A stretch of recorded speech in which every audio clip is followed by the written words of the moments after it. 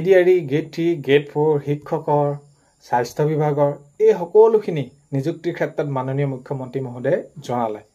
ভিডিঅ'টো অকণমান দিয়া দেৰি হ'ল, পলম হ'ল, আপোনালোকে নিশ্চয় এই খবৰবিলাক পাইছে। তথাপিতো ভিডিঅ'ৰ জৰিয়তে জনাবলৈ গৈ আছোঁ আপোনালোকৰ এই যি এডিআৰই গ্ৰেড 3 গ্ৰেড 4 শিক্ষকৰ স্বাস্থ্য বিভাগৰ আসাম পুলিচৰ সকলোখিনি কথা ABUB হওক SI হওক এই সকলোখিনি কথা জনাম। ভিডিঅ'টো বহুত বেছি দীঘলীয়া নহয়, শেষলৈকে চাব বুলি আশা কৰিলোঁ। শেষত ভিডিঅ'টো চাই আপোনালোকে আপোনালোকৰ মতামত জনাবলৈ নাপাহৰিব। আৰু এইখিনিতে আপোনালোকক এটা অনুৰোধ কৰিম, চেনেলটোলৈ যদি আপোনালোক নতুনকৈ আহিছে চেনেলটো ছাবস্ক্ৰাইব কৰাৰ লগতে কাষতে থকা বেল আইকনটো প্ৰেছ কৰি অল কৰি দিব, যাতে নতুন এটা ভিডিঅ' দিয়াৰ লগে লগে আপোনালোকে আগতীয়াকৈ চাবলৈ পায়। যদি ভাল পায় লাইক এটা কৰিব আৰু শ্বেয়াৰ কৰি দিব। এতিয়া মাননীয় মুখ্যমন্ত্ৰী মহোদয়ে জনাইছে এডিআৰই গ্ৰেড 3 ক্ষেত্ৰত আপোনালোকৰ 10 অক্টোবৰত দিয়া হ'ব। আৰু 10 অক্টোবৰটো প্ৰথমৰ পৰাই কৈ থকাই হৈছিলে, তথাপিতো এতিয়া সাল সলনি হৈছে, যিহেতু আপোনালোকৰ স্বাস্থ্য বিভাগৰ হওক শিক্ষকৰ ক্ষেত্ৰতে হওক। তো এতিয়া এডিআৰই গ্ৰেড 3 ক্ষেত্ৰত 10 অক্টোবৰত দিয়া হ'ব। এতিয়া প্ৰশ্ন উঠিব যে এডিআৰই গ্ৰেড 4 কেতিয়া? গ্ৰেড 4 দিব আপোনালোকৰ 15 অক্টোবৰ। 15 অক্টোবৰত আপোনালোকৰ গ্ৰেড 4 তেনেদৰে দিয়া হ'ব আপোনালোকৰ ফলাফল। আৰু স্বাস্থ্য বিভাগৰ যিসমূহ পৰীক্ষা হৈছিলে আপোনালোকৰ আটাইবিলাকৰ ফলাফল 12 অক্টোবৰ তাৰিখে দিয়া হ'ব। 12 অক্টোবৰ তাৰিখে আপোনালোকৰ ফলাফল দিয়া হ'ব।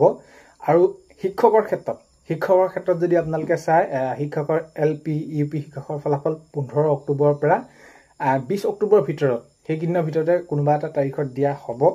আৰু গ্ৰেজুৱেট আৰু পোষ্ট গ্ৰেজুৱেটৰ শিক্ষকৰ ফলাফল 15 অক্টোবৰ তাৰিখে দিয়া হ'ব। এইখিনি ক্ষেত্ৰত আপোনালোকে অভাৰলেপিং হোৱাৰ সম্ভাৱনাটো বহুত বেছি থাকে, চ' সেইবাবে এইখিনি দি দিছে। মই বিশেষ বহলাই কোৱা নাই অভাৰলেপিং কেনেদৰে হ'ব কি হ'ব, আপোনালোকে মন কৰিলে আপোনালোকে সেইখিনি কথা গম পাব। তো সেইখিনি দিব। এতিয়া নেক্সটটো খবৰ আহিলে আপোনালোকৰ পুলিচৰ ABUB বাদ দি সকলোখিনি আপোনালোকৰ ফলাফল SIকে ধৰি 10 অক্টোবৰতে আপোনালোকৰ দিয়া হ'ব। এতিয়া ABUB ক্ষেত্ৰত আগন্তুক সময়ত গম পোৱা যাব কেনেকুৱা কি প্ৰস্তুতি মাজেৰে হয় বা কেনেকুৱা কি ধৰণৰ হয়, আগন্তুক সেইখিনি গম পাব। আৰু কেলে পলম হৈছে আপোনালোকে নিশ্চয় জানিছে, মই ভিডিঅ'ৰ জৰিয়তে বহুত বেছি বহলাই কোৱাৰ প্ৰয়োজন নাই। এটা কথাটো হ'ল যে এইবিলাক যে ডেটবিলাক বেলেগ বেলেগকৈ দিছে, ধৰি লওক এডিআৰই গ্ৰেড 3 বেলেগকৈ দিলে, গ্ৰেড 4 বেলেগকৈ দিছে, স্বাস্থ্য বিভাগৰ বেলেগকৈ দিছে, শিক্ষকৰ বেলেগকৈ দিছে, কিন্তু নিযুক্তিবিলাক আপোনালোকৰ একেটা সময়তে হ'ব। তো আপোনালোকে তাত বহুত বেছি চিন্তা কৰাৰ প্ৰয়োজন নাই, নিযুক্তিবিলাক আপোনালোকৰ একেলগে হ'বগৈ। চ' এইখিনিয়ে আছিলোঁ। এতিয়া যিসকলে পৰীক্ষা দিছিলে শুভেচ্ছা থাকিল।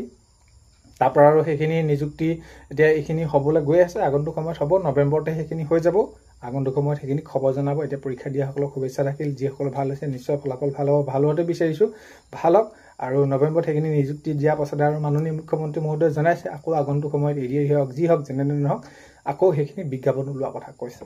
তো বাৰু যি কি নহওক ভিডিঅ'টো শেষলৈকে চোৱাৰ বাবে বহুতেই বেছি ধন্যবাদ। অন্য এটা ভিডিঅ'ৰ সৈতে লগ পোৱাৰ আশাৰে আজিলৈ